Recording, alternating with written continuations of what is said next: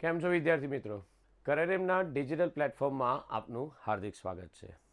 તો જીપીએસસીના current અફેર્સના session સાથે આપણે શરૂઆત કરીશું આજના સેશનની. તો ફેબ્રુઆરીનું સાયન્સ એન્ડ ટેકનોલોજીનું આ કરંટ અફેર્સનું સેશન રહેશે. નોટ અને પેન લઈ લો, ખરેખર ખૂબ મજા આવશે. ઘણી બધી ઇન્ફોર્મેશન તમને મળશે. જેવું લાગે કે ખરેખર ખૂબ અગત્યના ટોપિક છે, મહત્ત્વના છે અને મે બી પૂછાય એવા છે, તો એને નોટ્સ કરતા રહેજો કે જેથી તમને તરત રિવિઝન કરતી વખતે ઝડપથી મળી રહે.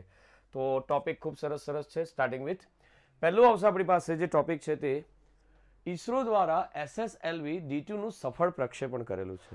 હવે SSLV તમને કદાચ ખબર જ છે, આપણી પાસે જે સેટેલાઇટ લોન્ચિંગ વ્હીકલ છે, તો એના વિશેની ડિટેલમાં કે તાજેતરમાં ઇન્ડિયન સ્પેસ રિસર્ચ શું કહે છે ઓર્ગેનાઇઝેશન, એટલે આપણું નામ શું કહેવાય, ઈસરો દ્વારા સૌથી નાના પ્રક્ષેપણયાન, નાના પ્રક્ષેપણ એટલે નાનું એટલે કે આવું કંઈ નાનું નહીં, બરાબર છે, ઘણા મોટા હોય, બરાબર છે, પણ એને કેપેસિટીમાં એનું નાનું હોય, તે સ્મોલ સેટેલાઇટ લોન્ચ વ્હીકલ એટલે કે SSLV પરીક્ષામાં પૂછાશે, બરાબર છે, કે SSLVનું પૂરું નામ શું આવે, શું આવશે, સ્મોલ સેટેલાઇટ લોન્ચિંગ વ્હીકલ નું સતીશ ધવન સ્પેસ સેન્ટર, તમને ખબર જ છે, બધી જગ્યાએ આપણા બધા જે ઈસરો દ્વારા લોન્ચ કરવામાં આવે છે એક જ જગ્યા છે, શ્રી હરિકોટા આંધ્રપ્રદેશ ખાતેથી સફળતાપૂર્વક પ્રક્ષેપિત કરવામાં આવ્યું હતું.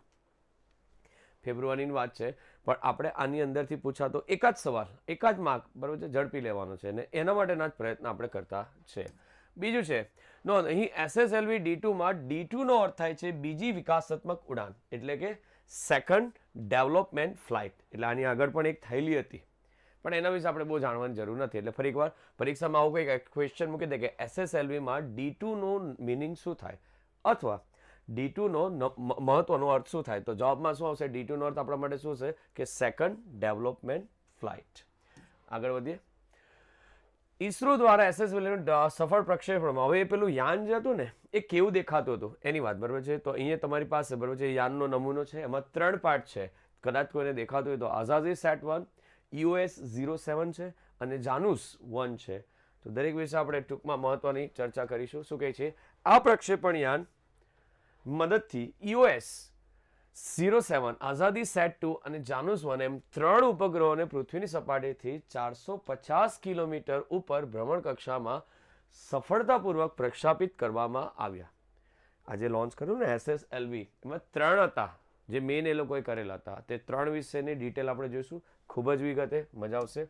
અગાઉ ઓગસ્ટ 2022માં 2 ઉપગ્રહો સાથે સ્મોલ સેટેલાઇટ લોન્ચ, આની આગળ જે કરેલું ને તે વ્હીકલ SSLV D1 એ પ્રથમ ઉડાન ભરી હતી જે આંશિક રીતે નિષ્ફળ રહી હતી, એટલે કે ગયું હતું અને જે બરોબર કામ કરવાનું હતું ને કામ ન થયું હતું.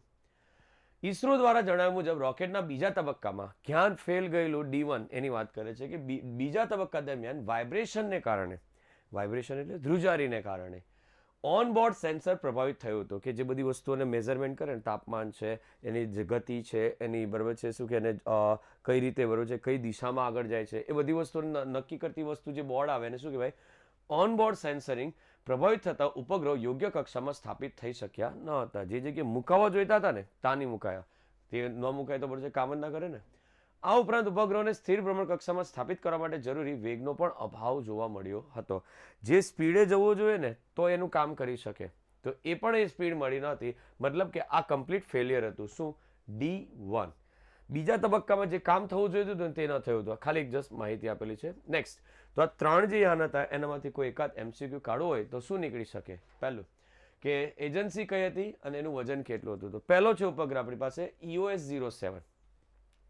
આ EOS 07 છે ને એ શું કરતું હતું, એક મિનિટ, યસ, EOS 07 છે ને, બરાબર છે, એ કોણે બનાવેલો હતો આપણી ભાષામાં, તો એણે, બરાબર છે, ઈસરોએ બનાવેલું હતું. એનું વજન કેટલું હતું, 156.3 કિલોગ્રામ, સૌથી મોટો, અને બનાવેલો બી હતો. એનું કામ પણ એવું છે. અંતરિક્ષ USA ની કંપની છે, તમને છે ને નામ પરથી ગૂંચવશે, આ MCQ પૂછાય તો તમારી હાલત ખરાબ થાય કે અંતરિક્ષ છે તે કઈ જગ્યાની, બરાબર છે, કંપની છે, કયા દેશની કંપની છે. બોલાય છે અંતરિક્ષ, બોલે છે પણ છે કંપની અમેરિકાની.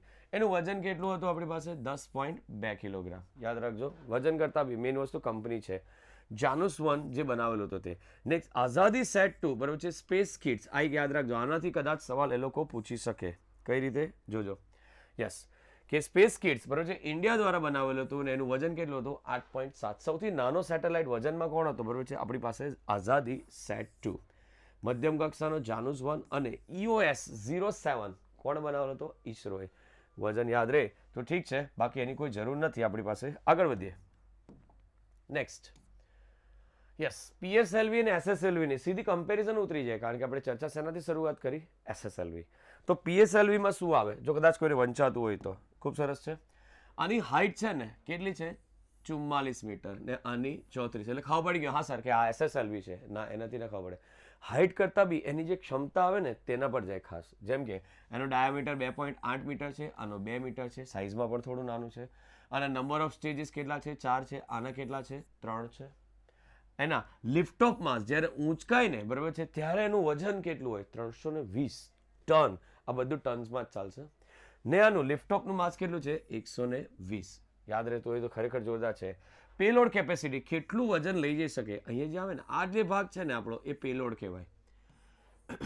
એ પેલોડ કેટલો લઈ જઈ શકે? તો આ 1750 કિલોથી 600 કિમી સુધી લઈ જઈ શકે. 1750 કિલો ને 600 કિલોમીટર સુધી લઈ જઈ શકે. જ્યારે આ પેલોડ કેટલો લઈ જઈ શકે? 10 થી 500 કિલો અને 500 કિલોમીટર સુધી જ જઈ શકે. થોડું સ્મોલ કીધું એટલે થોડું ઓછું હોય ને. તમે કહેશો સર આ કેમ ચર્ચા કરી? તો આવે ટર્ન અરાઉન્ડ ટાઈમ કેટલા છે? 60 ડેઝ. અને પરત ફરવામાં કેટલો વાર લાગે? 60 દિવસ થાય. પણ એની મેચ ગતિ બરોબર છે આખી અલગ. પણ આ ટર્ન અરાઉન્ડ 72 કલાકમાં ઝડપથી છે, કારણ કે કક્ષા નીચે જ સ્થાપિત કરે. જસ્ટ લાઈક ખબર છે EOS અર્થ ઓબ્ઝર્વર લેવલ. એ અર્થમાં ફર્સ્ટ ફ્લાઇટ ક્યારે કરી હતી? આ એક પરીક્ષામાં પૂછાય. સપ્ટેમ્બર 20, 1993. શબ્દ યાદ રાખજો. કોઈ બોલાય છે સપ્ટેમ્બર 20, 1993. બરાબર છે, 1993 છે. આ તારીખે આને લોન્ચ કરેલું હતું પહેલી વાર. એ રીતે આને ક્યારે લોન્ચ કર્યો? ઓગસ્ટ 7. એટલે આપણી પાસે 7th ઓગસ્ટ.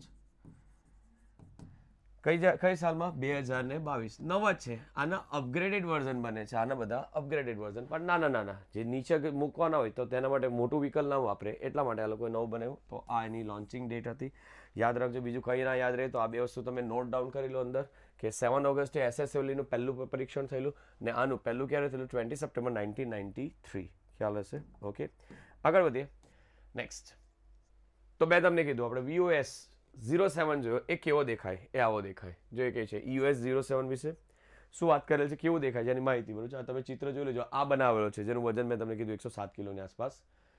EOS 07 એ પૃથ્વીના નિરીક્ષણ માટે ઈસરોના UR રાવ સેટેલાઇટ સેન્ટર એટલે કે URSC બેંગ્લુરુ દ્વારા તૈયાર કરવામાં આવેલ અર્થ ઓબ્ઝર્વિંગ સેટેલાઇટ છે, કે પૃથ્વીની કક્ષાને માપે એ લોકો. બીજું, આ ઉપગ્રહનો ઉપયોગ કયા પર્પઝ માટે થાય? પરીક્ષામાં સવાલ પૂછાય કે ભાઈ EOS 07 નો પર્પઝ કયો, હેતુ કયો? તો એનો ઉપયોગ ભૂ પર્યાવરણ અભ્યાસ, જમીનની અંદરનો અભ્યાસ આવે તે બધો સેટેલાઇટથી કરી શકે. વનીકરણ, જંગલો કઈ રીતે છે, વિસ્તરે છે, ઘટે છે, વધારો થાય છે, કઈ જગ્યાએ વનીકરણ સારું છે, કઈ જગ્યાએ વનીકરણ સારું નથી, એ અર્થમાં. જલાવરણ, પૃથ્વીનું જલાવરણની અત્યારે હાલની સ્થિતિ કેવી છે તે તમને બતાવે. બીજું, કૃષિ, ખેતીમાં કયો પાક છે, પાકમાં કયો રોગ લાગુ પડેલ છે, કેટલા ટાઈમમાં પાક પાકી જશે, કયો પાક સારી ગુણવત્તાવાળો છે, બધું જ લોકો સેટેલાઇટથી જોઈ શકે. એ આ. નેક્સ્ટ, જમીન અને સમુદ્ર કિનારા પ્રદેશોનો અભ્યાસ માટે કેટલા ટાઈમમાં પાણી ભરાઈ જશે, કઈ જમીનની ગુણવત્તા સારી છે, કઈ જમીનની ગુણવત્તા ઘટી રહી છે, કયા પ્રકારનું ખાતર નાખવાની જરૂર છે, આ બધું આ લોકો અહીંથી નક્કી કરે. ઘણું વધારે છે નહીં? યસ. આ ઉપગ્રહમાં MM wave, millimetre waves, humidity સાઉન્ડર અને M સ્પેક્ટ્રમ મોનિટરિંગ પેલોડનો સમાવેશ કરવામાં છે. આટલા 3 ઇક્વિપમેન્ટ છે. આપણને આટલું બધું ડેપ્થમાં નહીં પૂછાય, પણ આપણે માહિતી થોડીક રાખી મૂકવાની. હ્યુમિડિટી એટલે ભેજ. વાતાવરણમાં ભેજથી બી એ લોકો નક્કી કરી શકે કઈ રીતનું શું થશે. તો આ EOS 07ની માહિતી હતી. નેક્સ્ટ આવશે આપણી પાસે જે અમેરિકાની કંપની, ફરી એકવાર કહું છું, નોટ્સ કરી લેજો. જાનુસ કરીને હતી તે, બરોબર છે. જાનુસ 1 વિશે જે આ સેટેલાઇટ છે આ જ છે. કંપનીનું નામ છે અંતરિક્ષ, જે લાગે ઇન્ડિયન છે પણ છે અમેરિકન. તેણે બનાવેલો હતો. એનું કામ શું હતું? આ ઉપગ્રહ અમેરિકા ખાતે આવેલા એન્ટ્રિક્સ એટલે કે અંતરિક્ષ જ બોલે આપણે, સોફ્ટવેર પ્લેટફોર્મ દ્વારા વિકસાવવામાં આવેલ છે. કોણ વિકસાવેલું હતું? Software platform Antrix. બીજું, કોઈ કંપનીના end to end cloud system. સરસ શબ્દ છે. End to end cloud system એટલે ખબર પડે કે જ્યારે તમારી પાસે કોઈક માહિતી હોય ને તેને તમે ઓનલાઈન સ્ટોર કરો. આપણી ભાષામાં ગૂગલ ડ્રાઈવ સ્ટોર કરો ને એટલે એકચ્યુઅલી કોઈ જગ્યાએ ફિઝિકલી સ્ટોર થતી હોય, પણ તમે ક્લાઉડ સ્ટોરેજ એટલે તમે એને કોઈ પણ જગ્યાએથી એક્સેસ કરી શકો, એટલે કે ચલાવી શકો. સપોઝ માની લો કે અત્યારે હું અમદાવાદ જાઉં, અમદાવાદ જઈને મારે બરાબર છે, કોમ્પ્યુટર નથી મારી પાસે, મારા મોબાઈલ નથી, પણ મારા ડેટા જે મારા ઓનલાઈન મૂકેલા છે જી ડ્રાઈવમાં એ હું એક્સેસ કરી શકું, તો એને ક્લાઉડ કહેવાય. તો ક્લાઉડ ટુ ક્લાઉડ આ જે સેટેલાઇટ છે એનું કામ શું છે? ક્લાઉડ ટુ ક્લાઉડ જે ટ્રાન્સફર થાય ને, બીજું એક ઉદાહરણ લઈ લઈએ, બહુ સરસ છે. બેંક આવે, બેંક, તો બેંકના ડેટા કોઈ કોમ્પ્યુટરમાં ના રહે, એ બધા ક્લાઉડ બેઝ જાય. પ્લસ એની બેકઅપ ફાઇલ બી લેવાતી હોય, એક રિજનલ લેવલે બરાબર છે, બેંક લેવલે, અને ઇવન બરાબર છે જે મેઇન સર્વર હોય એમાં. તો એને ઘણા બધા પાર્ટ પડતા, કારણ કે કોઈ બી જગ્યાએ ફોલ્ટ આવે, તકલીફ થાય, તો એને કાઢવું કઈ રીતે? તો અહીંયા આ જ વસ્તુની વાત કરેલ છે કે આ લોકોએ એન્ડ ટુ એન્ડ બરાબર છે ક્લાઉડમાં શું કહે છે, જો ફરી વાર ક્લાઉડમાં end to end cloud system દ્વારા ડિઝાઇન અને મેન્યુફેક્ચરિંગ થકી વિકસાવવામાં આવેલું હતું કે તમારા ડેટા જે ઓનલાઈન રહે ને એને સ્ટોરેજ કરે અને બીજાની અંદર ટ્રાન્સફર કરી આપે. ખૂબ સરસ. આ વિશ્વનો પ્રથમ ટેકનોલોજી ડેમોન્સ્ટ્રેટર ઉપગ્રહ છે, પહેલો આવો ઉપગ્રહ કે જે ક્લાઉડ સિસ્ટમને મેનેજ કરે. બહુ મોટી વાત. ભવિષ્યમાં તમે બી જોજો, તમારા ડેટા હવે તમે બહુ જગ્યાએ કોઈ કામ હાર્ડ કોપી નથી રાખતા, હવે સોફ્ટ કોપી રાખતા થઈ ગયા. બસ એ જ વસ્તુ દર્શાવે છે આમાં. જાનુસ 1 એ 6U ક્યુબાસેટ એટલે કે ક્યુબસેટ સેટેલાઇટ છે, જેમાં 5 પેલોડનો સમાવેશ કરવામાં આવ્યો છે. અને પેલોડ કેટલા છે? 5. ખાસ ધ્યાન રાખજો, બરોબર છે, પેલોડ પૂછાય છે, આગળ આવશે અંદર પેલાના કેટલા છે, આપણો મેઇન જે ભારતનો છે તેમાં ગયો તે ભ્રમણકક્ષા દરમિયાન શું કામ કરતું હતું? તે ભ્રમણકક્ષા દરમિયાન ઇન્ટરનેટ ઓફ થિંગ્સ એટલે કે IoT પરીક્ષામાં પૂછી શકાય. Vote is the meaning of IoT? Internet of things, communication, advance પ્રાયોગિક લેઝર કોમ્યુનિકેશન અને રેડિયો કોમ્યુનિકેશન અને મશીન લર્નિંગનું કાર્ય કરશે. આ બધું કામ આ લોકો એક સાથે કરાવવાના આની અંદરથી. આટલું ડિટેલમાં ના પૂછાય, પણ આપણે થોડીક માહિતી રાખવાનો. અંતરિક્ષે કયો સેટેલાઇટ બનાવેલો હતો? SSLV પર લોન્ચ કરેલો જાનુસ 1. આગળ વધીશું. આઝાદી સેટ 2. આ લગભગ મને એવું લાગે છે કે આવનારી તમારી જે એક્ઝામ છે બરાબર છે, નાયબ મામલતદાર લઈ લો, DYSO લઈ લો, કોઈ પણ બરાબર છે, તમે જવા દો, લગભગ જે કોઈ ભવિષ્યની પરીક્ષાઓ આવશે એ બધામાં આના વિશે એકાદ સવાલ તો 100% પાકો. કેમ? પહેલી વાર આવો કોઈ સેટેલાઇટ બનાવ્યો છે. આ દેખાય છે તમને ચિત્રમાં થોડુંક બરાબર છે, છોકરીઓ દેખાય છે, ખાલી છોકરીઓ જ છે, દેખાય છે, એ લોકોએ બનાવેલો છે. કોણ છે? આઝાદી સેટ 2 એ 8U, પેલામાં 5 હતા, આમાં 8 છે, ક્યુબાસેટ વર્ગનો છે, એટલે કે ટાઈપ્સ પાડેલો છે. 50 કિલોગ્રામ બરાબર છે, યાદ રાખજો આ કેજી છે, આ કેજી છે, ના વજન ધરાવતા વિવિધ કેટલા પેલોડ ધરાવતો છે? 75. પેલામાં 6 હતા બરાબર છે, યસ. 8.7 કિગ્રા વજનનો ઉપગ્રહ છે. એનું વજનનું કંઈ કામ નહીં મળે, પણ આ પણ કામ નથી, પણ કોણે બનાવેલો ને તે આ ડિટેલ વધારે છે, પણ ચાલશે. નેક્સ્ટ, આ સરસ છે. આ ઉપગ્રહ તમિલનાડુના ચેન્નઈ ખાતે આવેલા સ્પેસ કિડ્સ ઇન્ડિયાના નિર્દેશનમાં દેશની ગ્રામીણ સરકારી શાળાની કેટલા 750 વિદ્યાર્થીનીઓ દ્વારા વિકસાવવામાં આવેલ છે. પરીક્ષામાં સવાલ પૂછે આઝાદી સેટ 1 2 કોણે વિકસાવેલો હતો? તો તમિલનાડુના ચેન્નઈ ખાતે આવેલા સ્પેસ ઇન્ડિયા કિડ્સ, શબ્દ યાદ રાખજો, સ્પેસ ઇન્ડિયા કિડ્સના નિર્દેશનમાં દેશની ગ્રામીણ સરકારી શાળાના છોકરીઓએ બનાવેલી છે. આ કેટલી છોકરીઓ હતી પરીક્ષામાં પૂછી છે? 750. 750 આપણી ભાષામાં 750 ના કહેવાય. તો આ ઉપગ્રહ માટે અવકાશમાં તાપમાન અને હવાના દબાણ સહિત 5 અન્ય માહિતી આ માપવા માટે ગુજરાતના મહેસાણા જિલ્લાના લાડોલ ગામની તન્વીએ કોડિંગ કર્યું હતું. What is the meaning of coding here? કોડિંગનો અર્થ થશે કે તમારી સામે કોડિંગ કરીએ ને એટલે કે જે એનું બેઝ આવે, આપણી ભાષામાં આત્મા. કોઈ કોમ્પ્યુટર ચાલતું છે તો એનું સોફ્ટવેર એ એની આત્મા કહેવાય. તો એની આત્મા, એની રચના, એ કામ કઈ રીતે કરશે એનું કોડિંગ કોણે કર્યું? આ યાદ રાખજો નામ જરાક. શું કહે છે? આપણા ગુજરાતના બરાબર છે માહિતી માપવાનો છે મહેસાણા જિલ્લાના લાડોલ ગામની તન્વી, શબ્દ યાદ રાખજો, તન્વી. આપણે એવું સોફ્ટવેર બનાવેલું હતું તે ખ્યાલ આવશે. તો આ હતું તમારું આઝાદી સેટ 2. 750 તમિલનાડુ, ચેન્નાઈ, ખાસ ધ્યાન રાખજો બરાબર છે. કોણે? તો કે જે હતું તે, એક મિનિટ જરાક પાછળ જોઈ લઈએ આપણે. શું કહે છે? Yes, space India kids India. આ એક શબ્દ યાદ કરી લેજો પાછો. કયો? સ્પેસ કિડ્સ ઇન્ડિયા, એ લોકોએ બનાવ્યું હતું. નેક્સ્ટ, SSLV D2 વિશે. આજે પેલું મેં તમને કીધું ને થોડુંક પતલું છે, નાનું છે બરાબર છે, પણ small satellite launching vehicle D2 વિશે થોડીક માહિતી આપણી પાસે અવેલેબલ છે. શું કહે છે? યસ, આ સ્મોલ સેટેલાઇટ લોન્ચિંગ વ્હીકલ એટલે હવે એને ટૂંકમાં આપણે યાદ રાખીશું SSLV. 3 ફેઝ લોન્ચ વાહન છે. કેટલા ફેઝમાં લોન્ચ થાય? પહેલું, બીજું, ત્રીજું, 3 ફેઝમાં. અને 3 નક્કર પ્રોપેલ્સના તબક્કામાં સમૃદ્ધ છે. અને નક્કર એટલે ઘન બરાબર છે, આમ ઠોસ બનાવેલું છે. તે 10થી 500 કિલોગ્રામ વજન સુધીની મિની માઇક્રો અને નેનો સેટેલાઇટને 500 કિમી સુધી ભ્રમણ કક્ષામાં લોન્ચ કરવામાં સક્ષમ છે. જમીનની સપાટીથી 500 કિલોમીટર, આપણે જમીન કરતાં બી દરિયાની સપાટી માપીએ, ત્યાંથી 500 કિલોમીટર ઉપર સુધી એને લઈ જવા માટે સક્ષમ છે. બીજું આમાં શું કહે છે? યસ, આ લોન્ચ વ્હીકલ કુલ 4 તબક્કામાં કાર્ય કરે છે. કેટલા તબક્કામાં કાર્ય કરે? 4. જેમાં પ્રથમ 3 તબક્કામાં ઘન બળતણનો તથા ચોથા તબક્કામાં પ્રવાહી બળતણનો ઉપયોગ થાય છે. પહેલા 3માં ઘન, કેમ તો કે પૃથ્વીની ઓર્બિટરીમાં જ હોય એટલે બહુ વાંધો ના આવે, પણ જેવું જ સ્પેસમાં જતું રહે ને ત્યાં એને શું કે ઓક્સિજન ના મળે, તો એટલા માટે લિક્વિડ હાઇડ્રોજન અને લિક્વિડ નાઇટ્રોજન એમ બેનો ભેગો એ લોકો ઉપયોગ કરે. એટલે ચોથા તબક્કામાં પરીક્ષા સોલ્વ પૂછાય, SSLV D2માં ચોથા તબક્કામાં કયું બળતણ વપરાતું હતું? ખાલી આટલું જ બોલવાનું. શું આવશે? પ્રવાહી. અને કોઈ પૂછે ડિટેલમાં કે કયું આવતું હતું, તો આપણે જવાબ પણ આપી દેવાનો, લિક્વિડ નાઇટ્રોજન, લિક્વિડ હાઇડ્રોજન.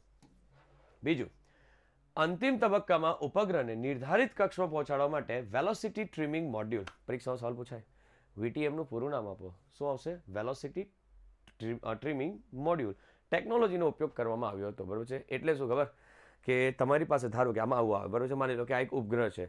હવે ઉપગ્રહમાં બરોબર છે ફરતો જતો છે, બરોબર છે, પણ ગમે તેમ જાય તે ના ચાલે, એટલે એના માટે અંદર છે ને થોડોક બરોબર છે પ્રેશર નાખવામાં આવે. એટલે શું? ધક્કો મારવામાં, કે એક સ્થિર બરોબર છે ગતિમાં જાય. હા, ફરતો તો જવાનો છે, છતાં એને સ્થિર કરીને બી બરોબર છે ફરવામાં આવે. ધારો કે માની લો કે કોઈ ઉપગ્રહ આમ જતો છે, તેની જગ્યાએ એને ધક્કો મારવામાં આવે અલગ અલગ એંગલથી. જે આમાં શું થાય, અહીંથી એક પ્રોપેલર હોય, અહીંથી એક પ્રોપેલર હોય, અહીંથી એક પ્રોપેલર હોય, એ રીતના બધી બાજુ મૂકેલું હોય, અને એને એક બરોબર છે એક સરખી દિશામાં આમ જતો કરવામાં આવે. એને VTM તરીકે ઓળખાશે, વેલોસિટી ટ્રીમિંગ મોડ્યુલ.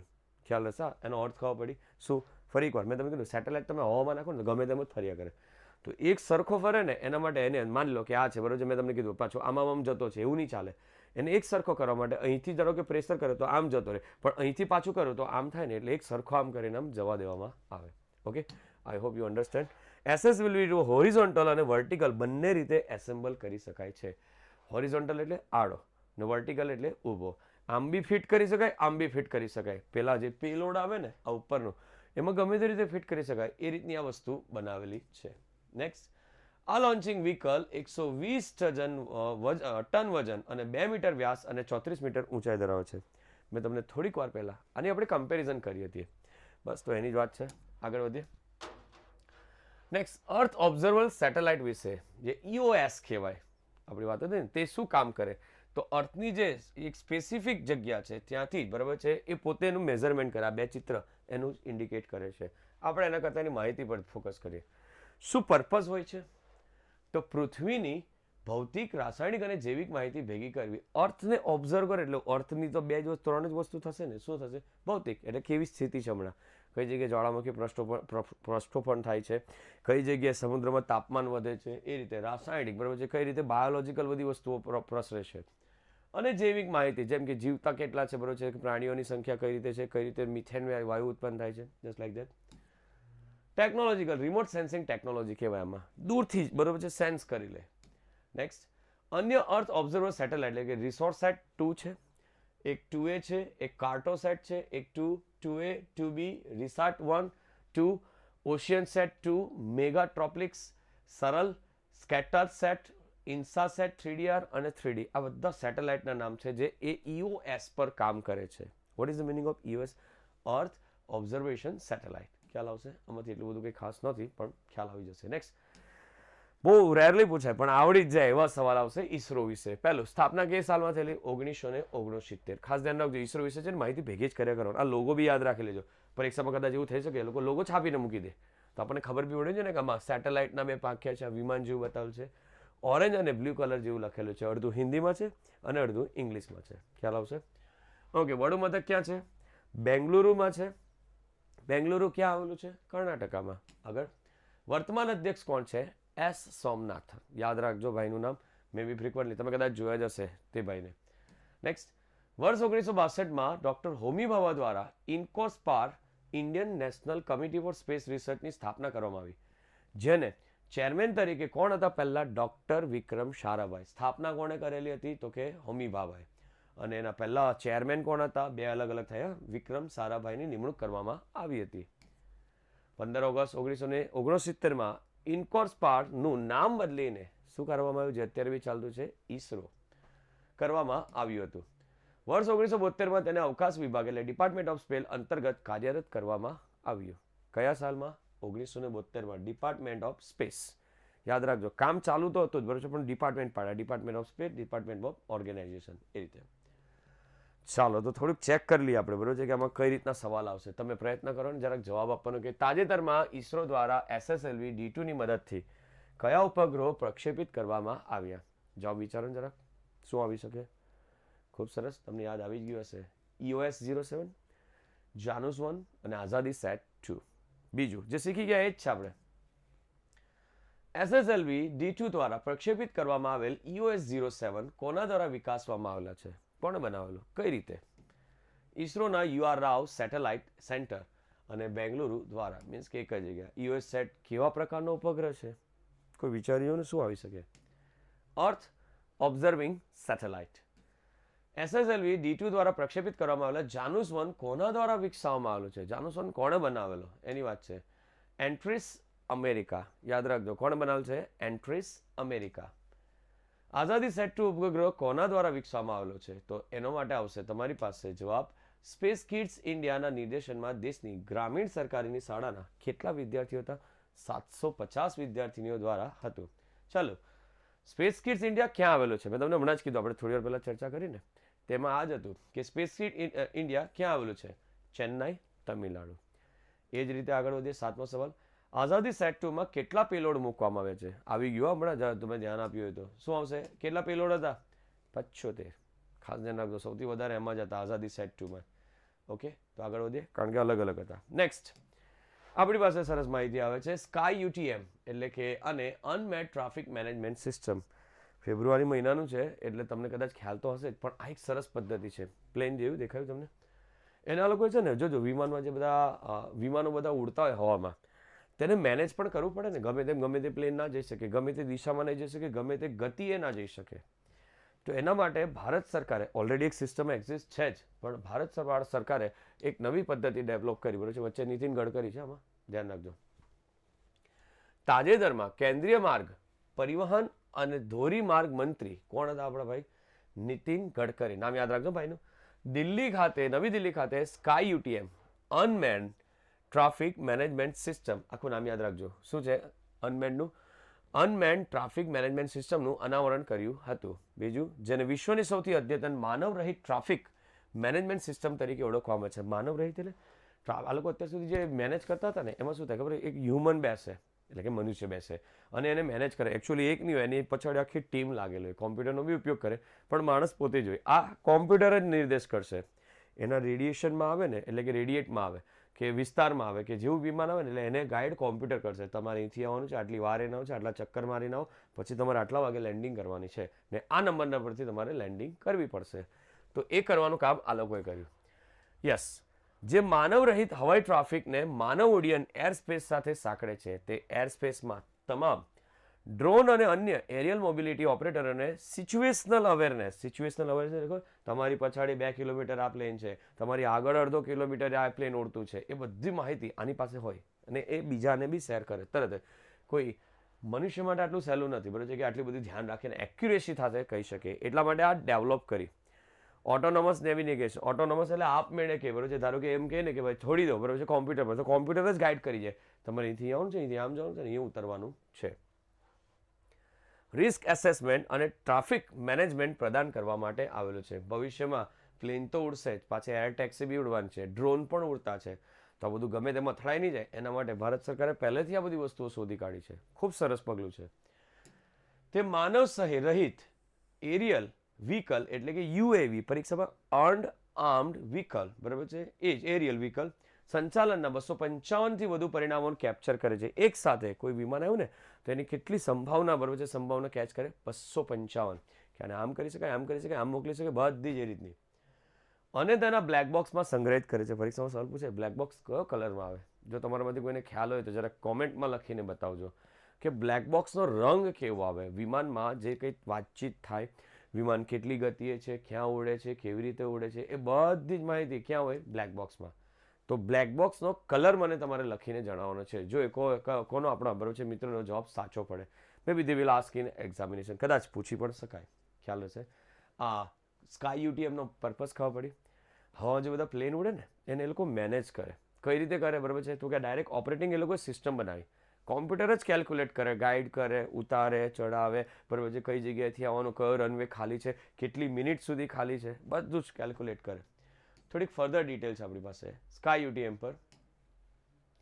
તે સર્વેક્ષણ અને ડિલિવરી ડ્રોનથી લઈને, સર્વેક્ષણ એટલે પેલા જે તપાસ કરવા જાય કે કયા વિસ્તારમાં કેટલા દંગાઈઓ છે, કયા વિસ્તારમાં બરાબર છે, કઈ જગ્યાએ કેટલા બરાબર છે લોકો ભેગા થયેલા છે, અથવા તો કઈ જગ્યાએ કેટલા મકાન બંધાયેલા છે, કેટલા ઝાડ કપાઈ ગયા છે, એ બધું જોવા માટે સર્વેક્ષણ આવે.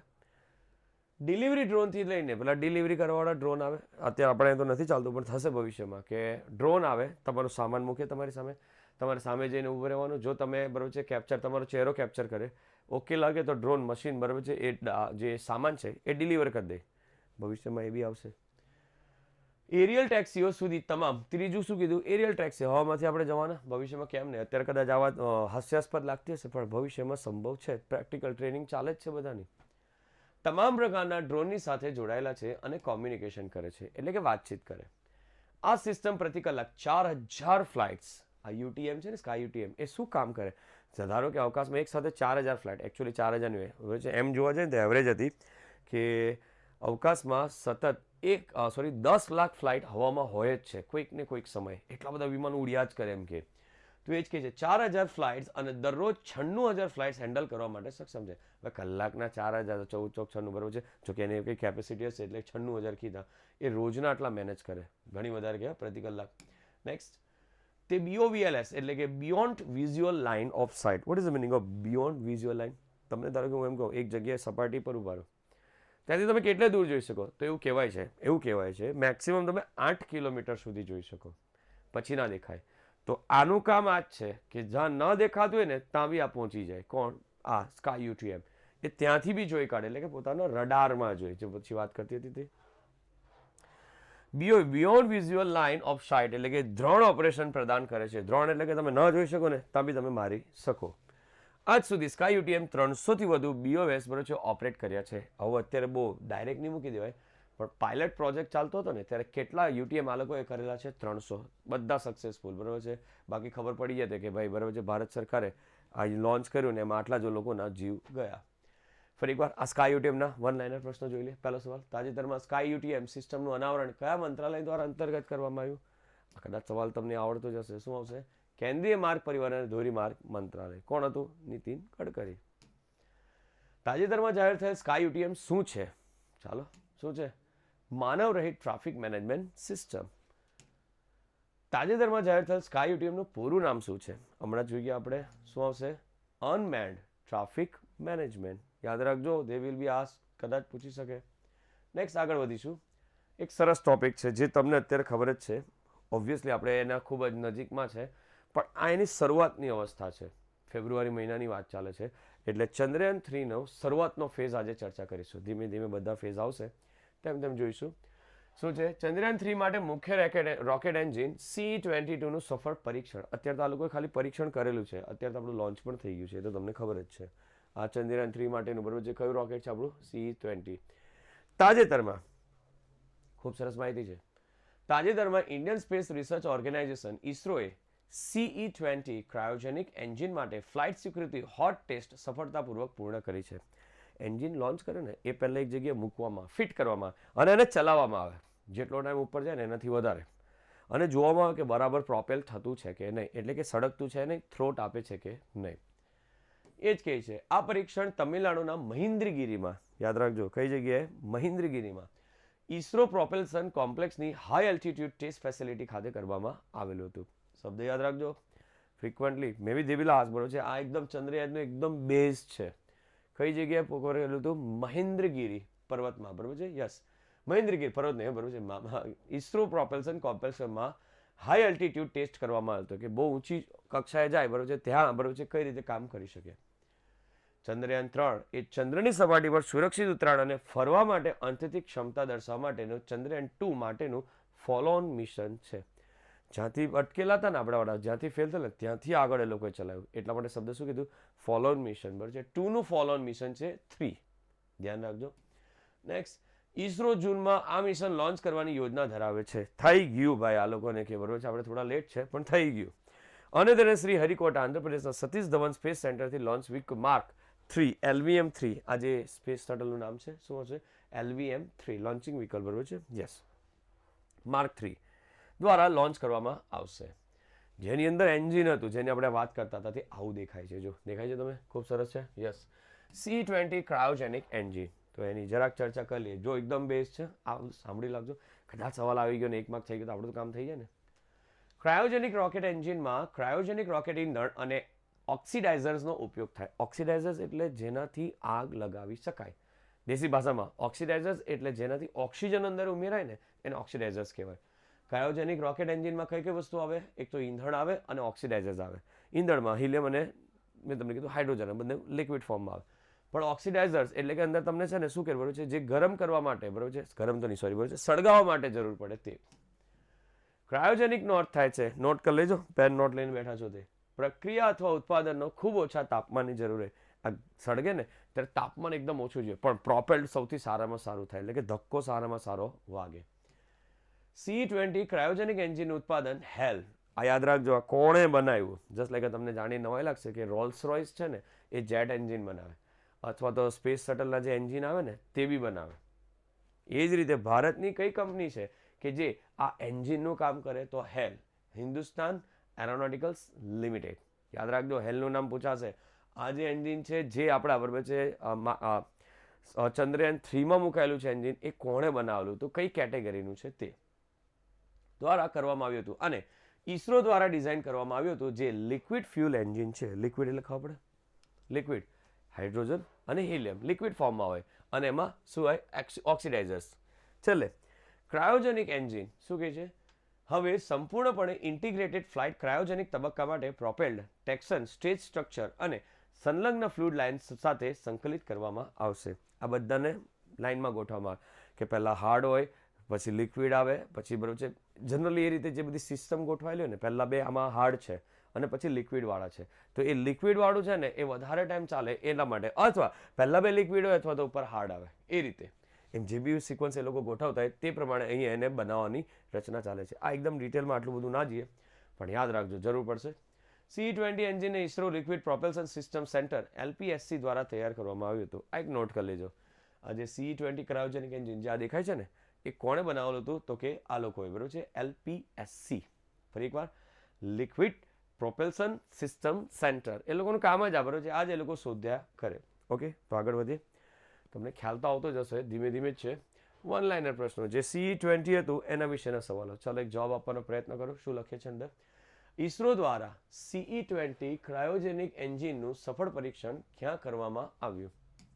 એક જ જગ્યા છે, મહેન્દ્રગીરી, યસ, તમિલનાડુની. બીજું, ચંદ્રયાન 3 મિશન કરવા વ્હીકલની મદદથી કયા વ્હીકલની મદદથી લોન્ચ કરવામાં આવશે? Launching vehicle mark 3 LVM-3. Chandrayaan 3 mission કયા સ્પેસ સેન્ટરથી લોન્ચ કરવામાં આવશે? ક્યાંથી? એક જ જગ્યા છે આપણા ભારતમાં, તો શ્રી હરિકોટા આંધ્રપ્રદેશ સતીશ ધવન સ્પેસ સેન્ટરથી. C20 ક્રાયોજેનિક એન્જિનનું ઉત્પાદન કઈ કંપની દ્વારા કરવામાં આવે? મેં તમને હમણાં જ કહી ગયો બરોબર છે. ખાસ ધ્યાન રાખજો કે આવશે ને આવશે. જો આવ્યું છે ને, શું આવશે? હેલ, હિન્દુસ્તાન એરોનોટિકલ્સ લિમિટેડ.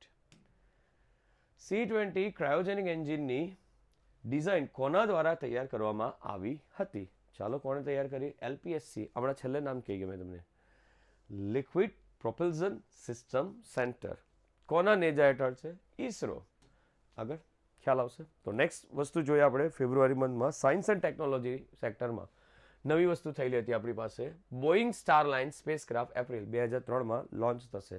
થઈ ગયું એકચ્યુઅલી, થોડાક પાછળ છે પણ ફરી એક વાર છે, થઈ ગયું છે. આ અમેરિકાની વસ્તુ છે. બોઈંગ શું બને ખબર? પ્લેન. એ લોકોએ છે ને એક લોન્ચિંગ કર્યું, આ જે લોન્ચ કર્યું તે શું કરવાનું હતું એમાં? જોજો બહુ જ આવશે. તાજેતરમાં અમેરિકાની બોઈંગ અને નાસા દ્વારા, બે કંપની, નામ યાદ રાખજો, બોઈંગ વિમાન બનાવે, નાસા તો તમને ખબર જ છે, સંયુક્ત રીતે બોઈ CFT એટલે કે બોઈંગ ક્રૂ ફ્લાઇટ ટેસ્ટ માનવ સહિત મોકલેલું હતું આ લોકોએ. મિશન અંતર્ગત સ્ટારલાઇનર સ્પેસક્રાફ્ટને એપ્રિલ 2023માં લોન્ચ કરવાની જાહેરાત કરવામાં આવીને થઈ ગયું છે એકચ્યુઅલી. સ્ટારલાઇનર સ્પેસક્રાફ્ટને અમેરિકાના ફ્લોરિડામાં આવેલા કેપ કેનવેલ સ્પેસ ફોર્સ સ્ટેશન ખાતેથી એટલાસ વી લોન્ચ વ્હીકલમાં માધ્યમથી લોન્ચ કરવામાં આવશે. ફોરેન કન્ટ્રી છે એટલે પણ ધ્યાન રાખવા જેવું ખરું, બરાબર છે. ફોરેન કન્ટ્રી છે એટલે એક્ઝામમાં બહુ ઓછી શક્યતા, પણ યાદ રાખેલો કે એ લોકોએ શું કર્યું, માનવ સહિતનું ટેસ્ટિંગ કરેલું છે. આપણાવાળા બી કરતા છે. ગગનયાન આવશે નેક્સ્ટ સેશન્સમાં, બધું તૈયારી થાય જ છે. આ સ્પેસક્રાફ્ટ મેમ્બરને આંતરરાષ્ટ્રીય સ્પેસ સ્ટેશન એટલે કે ISS પર પહોંચાડે છે. 7 દિવસ ISSમાં રોકાયા બાદ સ્ટારલાઇનર સ્પેસક્રાફ્ટ અમેરિકાના ન્યૂ મેક્સિકોમાં આવેલા white and send missile range ખાતે ઉતરાણ કરશે. આ સ્પેસક્રાફ્ટ જાય, ઉપરનો ભાગ અવકાશમાં જાય, 7 દાડા તે લોકો રોકાય ત્યાં, ફરી પાછા એ લોકો અંદર આવે, બરાબર છે. અને એમાં પૃથ્વી પર કઈ જગ્યાએ લેન્ડ થાય, આ જગ્યા white and send missile range. ચાલશે, એટલું બધું કંઈ ઇમ્પોર્ટન્ટ નથી, પણ ધ્યાન રાખો, કામ લાગશે, બરાબર છે. કદાચ કોઈ એકાદ આવી જાય. મિશનના 2 ક્રૂ મેમ્બર ભારતીય અમેરિકન સુનિતા વિલિયમ્સ. આપણા માટે અહીંયાથી મહત્વનું થાય, કોણ જવાનું હતું? સુનિતા વિલિયમ્સ. અને અમેરિકી વૈજ્ઞાનિક બેરી વિલમોર છે. સુનિતા વિલિયમ્સનું આ કયું મિશન છે? 3જું લાંબુ મિશન છે. હવે તમે એમ કહેશો કે સર 7 જ દાડા તો જવાના. 7 દાડા નહીં, 7 દાડા એ જાય, પણ એની જગ્યાએ કોઈ બીજું બી આવી જાય એ અર્થમાં. આ સ્પેસક્રાફ્ટ અમેરિકન ધરતી પરથી લોન્ચ થનાર અને સમુદ્રની સપાટીને બદલે અમેરિકાની ધરતી પર જ લેન્ડ થનાર પ્રથમ ઓર્બિટલ ક્રૂ કેપ્સ્યુલ છે. બહાર અમેરિકામાંથી જ લોન્ચ થાય ને અમેરિકામાં જ પડે એવું પહેલી વાર બનશે. ઉપરાંત આ બોઈંગનું ક્રૂ મેમ્બર સહમાનવ મિશન છે. પહેલી વાર આવી રીતના આ લોકો કંઈક ડેવલપ કરતા છે. ક્રૂ મેમ્બર એટલે ખબર પડે જે અંદર માનવ સહિત લઈ જાય તે. તો સ્ટારલાઇન સ્પેસક્રાફ્ટની વિશેષતા શું છે? બાજુમાં જો એનો ફોટો છે. શું કહે છે? અંદર 2, બરાબર છે. 7 જણા અંદર જઈ શકે. અત્યારે 2 મોકલવાની વાત ચાલે છે. પહેલું, આ એક સ્વયં સંચાલિત ફ્લાઇટ છે જેને ઇન્ટરનેશનલ સ્પેસ સ્ટેશન પર ઓટોમેટિક રીતે ડોક અને અનડોક. ડોક એટલે સ્પેસ સ્ટેશન માની લો કે આ બરાબર છે ચાલતું છે, તો આ શું થાય, બરાબર છે, આ જઈને ઓટોમેટિક એની સાથે જોડાઈ જાય અને ઓટોમેટિક છૂટું પણ પડી શકે. બાકી પહેલાં મનુષ્ય કરવું પડતું, તો ઓટોમેટિક થાય. આવું એ લોકોએ નવું ડેવલપ કરેલું. આ જે ઉપરનો ભાગ દેખાય ને, તે જે જગ્યાએ ઇન્ટરનેશનલ સ્પેસ સ્ટેશન છે ત્યાં બેઠું જઈને ફિટ થઈ જાય, પછી મનુષ્ય અંદરથી બહાર આવજાવ કરી શકે સ્પેસ સ્ટેશનમાં. બહુ સરસ બનાવ્યું છે. અને ત્યારબાદ આ કેપ્સ્યુલનું જમીન પર ઉતરાણ પણ સ્વયં સંચાલિત રીતે થશે, એટલે કોઈ પાયલટની જરૂર નહીં પડે. પહેલાંમાં તો કેવું સ્પેસ ક્રાફ્ટને આમ ઉતારવું પડે, આમાં કોઈ એવી જરૂર ના પડે, ડાયરેક્ટ જ, બરાબર છે, ઓટોમેટિક કોમ્પ્યુટર એની રીતે જ કરે. આ સ્પેસક્રાફ્ટ ફરીથી વાપરી શકાય તેવું crew capsule CTS-100 crew capsule transportation 100 અને એકલ સર્વિસ મોડ્યુલ ધરાવે છે. બાજુમાં છે તેની આપણે આ ડિટેલમાં ચર્ચા છે. ફરી એકવાર આગળ. ક્રૂ કેપ્સ્યુલ મહત્તમ 7 વ્યક્તિઓને અવકાશમાં લઈ જઈ શકે. આ પૂછી શકાય કે આમાં કેટલા મેક્સિમમ જણા જઈ શકશે ભવિષ્યમાં? 7. અત્યારે તો 2 જ જવાના છે. તો એ જે કંપની જે હતી આના વિશે, બરાબર છે, જેને અંદર કામ કરેલું હતું, કયું? નાસા. તો નાસાની થોડીક બેઝિક માહિતી. પૂરું નામ નેશનલ એરોનોટિકલ સ્પેસ એડમિનિસ્ટ્રેશન. એવું લાગે ને તો હું જરાક સાઇડ પર ખસી જઈશ, તમે આનો છે ને સ્ક્રીનશોટ પાડી લેજો. જે તમને એવું લાગે ને કોઈ પણ આગળ ગયા માહિતીમાં અને તમને આની PDF જોઈતી હોય તો એ તમને અમારી ટેલિગ્રામની ચેનલ પર મળી જશે. સ્થાપના 29 જુલાઈ 1958ના રોજ થઈ હતી. મુખ્યાલય વોશિંગ્ટન USA છે. આ અમેરિકન સરકારની અંતરિક્ષ સંસ્થા છે. આ જે અંતરિક્ષ કાર્યક્રમનું સંચાલન તથા લાંબા ગાળાના નાગરિક અને લશ્કરી સંશોધનો પર કાર્ય કરે છે. બહુ ડિફિકલ્ટ નથી, પણ આપણે એનું કામ પણ નથી. બરાબર, નાસા વિશે એટલું નહીં, આપણે ભારતની એજન્સીને યાદ રાખવાની. નેક્સ્ટ. તો જે હમણાં સવાલ જોયા એને રિલેટેડ પહેલો ક્વેશ્ચન શું કહે છે? તાજેતરમાં અમેરિકાની બોઈંગ અને નાસા દ્વારા સંયુક્ત રીતે બોઈ CFT મિશન અંતર્ગત કયા સ્પેસક્રાફ્ટને લોન્ચ કરવાની જાહેરાત કરવામાં આવી? પહેલું, બોઈંગ સ્ટારલાઇનર સ્પેસક્રાફ્ટ, જે આપણે હમણાં ફોટો જોયો. તાજેતરમાં સ્ટારલાઇન સ્પેસક્રાફ્ટને કયા વ્હીકલના માધ્યમથી લોન્ચ કરવાની જાહેરાત કરવામાં આવી? થઈ ગયું છે એકચ્યુઅલી, મેં તમને કીધું તે એટલાસ વી લોન્ચ વ્હીકલ. ફોરેન કન્ટ્રીનું છે, બહુ ઓછી શક્યતા, પણ યાદ રાખજો, ખાલી જોઈ લેજો. આટલા MCQ પણ જોશો તો બી ચાલશે. સ્ટારલાઇનર સ્પેસક્રાફ્ટને કયા સ્થળેથી લોન્ચ કરવામાં આવશે? ક્યાંથી? આપણે કંઈ ભારતમાંથી નથી કર્યું. અમેરિકાની ફ્લોરિડામાં આવેલા કેપ કેનવેલ સ્પેસ ફોર્સ સ્ટેશન ખાતેથી. નેક્સ્ટ. ગૂગલના બ્રાડ. આ એક સરસ છે. ChatGPT નામ સાંભળેલું છે આપણે? યસ, કેમ નહીં, બરાબર છે. ઘણા બધા એનો ઉપયોગ બી કરેલો છે તમારામાંથી. તો એ જ ChatGPTનું જોઈને, બરાબર છે, જ્યારે લોન્ચ થયેલું હતું એની કમ્પિટિટિવમાં, બરાબર છે, ગૂગલવાળા થોડી પાછળ રહી. એ લોકોએ બી રોબોટ, બરાબર છે, શું કહે, આર્ટિફિશિયલ ઇન્ટેલિજન્સીનું સોફ્ટવેર લોન્ચ કર્યું કે જે તમને તમારા દરેક પ્રશ્નના જવાબ આપે. શું નામ છે? બાર્ડ. ગૂગલ દ્વારા બાર્ડ નામનો AI ભાષા આધારિત ચેટબોટ. ચેટબોટ એટલે જે રોબોટ છે ને એ તમને જવાબ આપે. કઈ રીતે? ChatGPT તમે વાપરેલું છે, છતાં ન વાપરેલું તો બાર્ડ પણ એકવાર વાપરી જોજો. ખૂબ સરસ છે. લોગો એ બાજુમાં છે. શું કામ કરેલું હતું, કઈ રીતે કરેલું હતું, કઈ રીતે એને બનાવેલું હતું.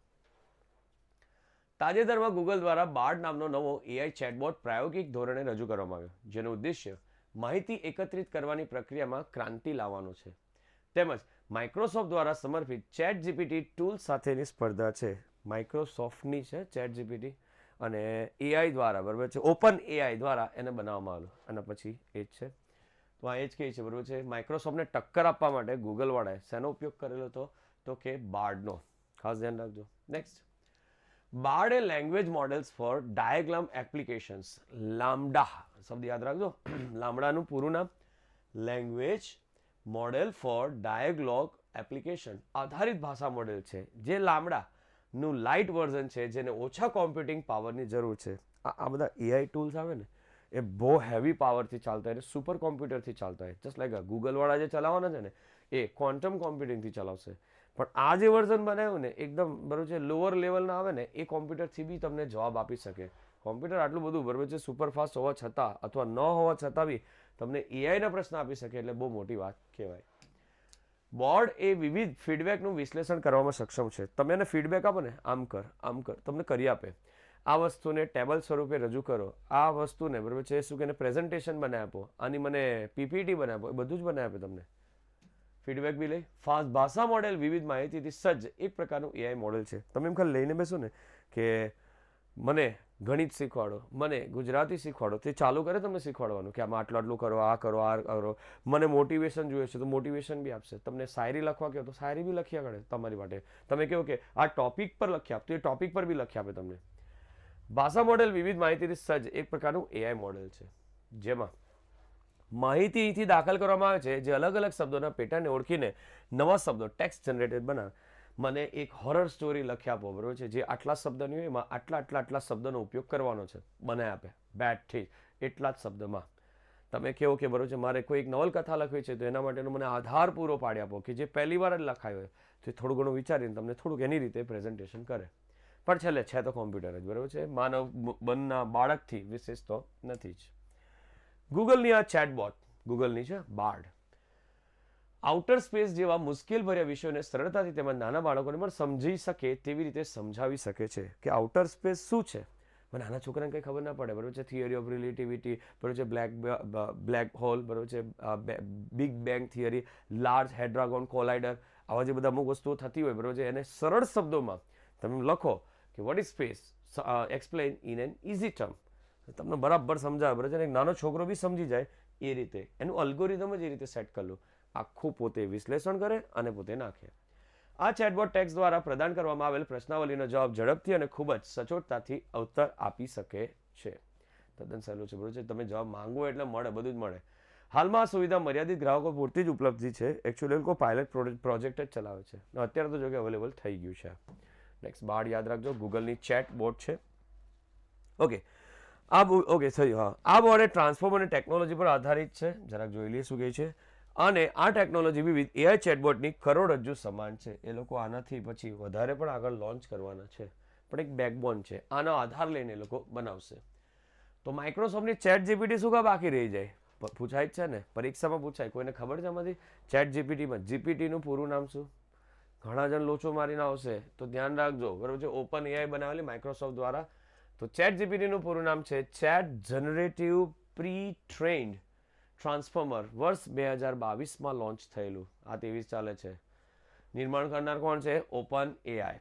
ચેટ જીપીટીની કઠિન પ્રશ્નોના સચોટ ઉત્તર આપવાની અને પોતાની ક્ષમતાથી લોકોને પ્રભાવિત કર્યા છે, પરંતુ ઇન્ટરનેટથી વાસ્તવિકતા સમયની માહિતી મેળવી શકતી નથી. એના માટે એ લોકોએ ચેટ જીપીટી 4.0 લોન્ચ કર્યો હમણાં જ.